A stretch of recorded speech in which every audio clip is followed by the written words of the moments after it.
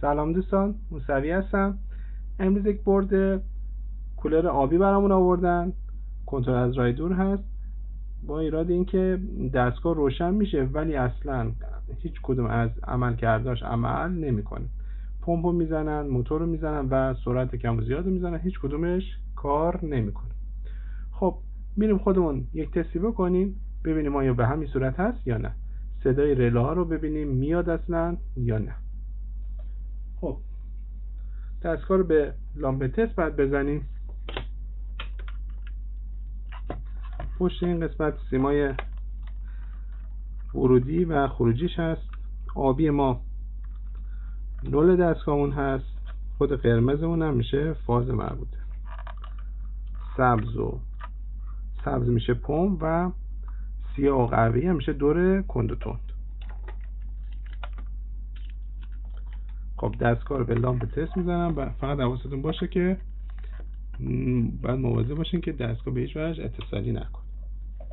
خب دستگاه من روشن شد. حالا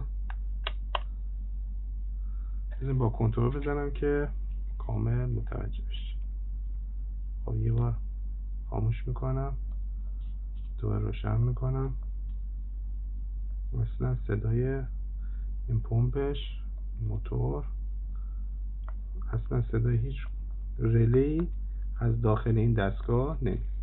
خب میریم بازش کنیم ببینیم به چه صورت هست. خب دستگاه رو از لامپ تست جدا میکنیم.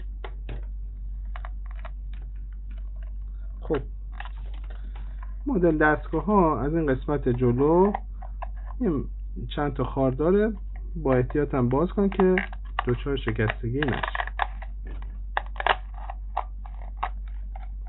خب همین راحتی باز شد.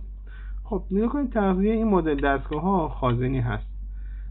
بعضی مواقع این خود خازن افت میکنه که باعث میشه این خود این رله ها عمل نکنه. ولی چه زمانی این مورد پیش میاد؟ زمانی که مثلا یه دونه از رله ها کار میکنه بعد یکی دو تا دیگه کار نمیکنه. اونجایی که ما متوجه میشیم از محور تغذیه خازنیمون مشکله، نه که سه تا همزمان با هم کار نکنه. خب اینجا نگاه کنید، ما یه دونه IC ULN داریم که احتمال داره که مشکل از همین IC ULN اون باشه. اول از همه این IC ULN رو داخل تستر میذاریم، تستش میکنیم، بعد میایم ادامه مراحل. خب پس من این IC ULN رو باز میکنم، بعد میایم ادامه مراحل رو با هم میبینیم. خب من اینجا IC ULN رو در آوردم، ULN 2003. میریم میذاریمش روی تستر ببینیم به چه صورت میشه. یک تستر 3 کاره است.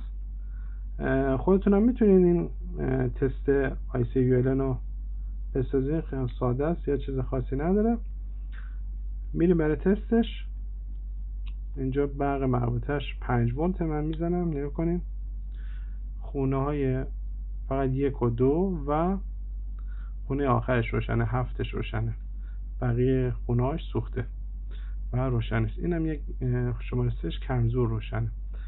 پس اینجا IC ULN ما دچار مشکل شده. حالا من یه IC سالمم میذارم برای که قشنگ متوجه بشین که به چه صورت است. این IC معیوب ما.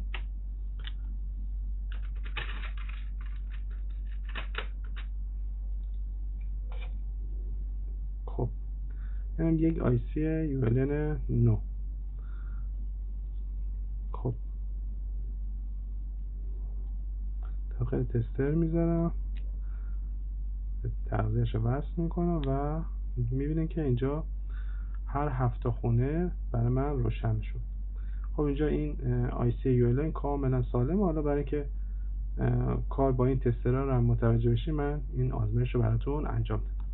خب میریم این IC رو روی دستگاه ببندیم و بیایم ببینیم به چه صورت میشه.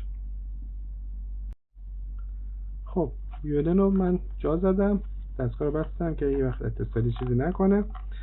میریم سیمای فازونالش رو وصل کنیم، بریم برای مرحله تستش. خب من با لامپ تست میکنم. اگه یه وقتی صدای شاید رلا داخل خود دوربین مشخص نشه بهتر از لامپ تست استفاده کنیم.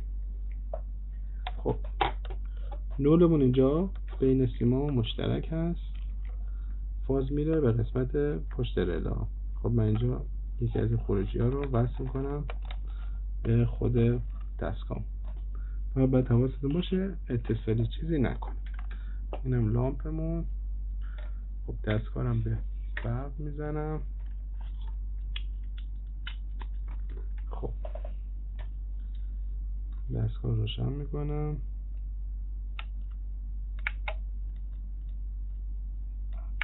خب این پمپمونه. دور موتورم روشن کنم.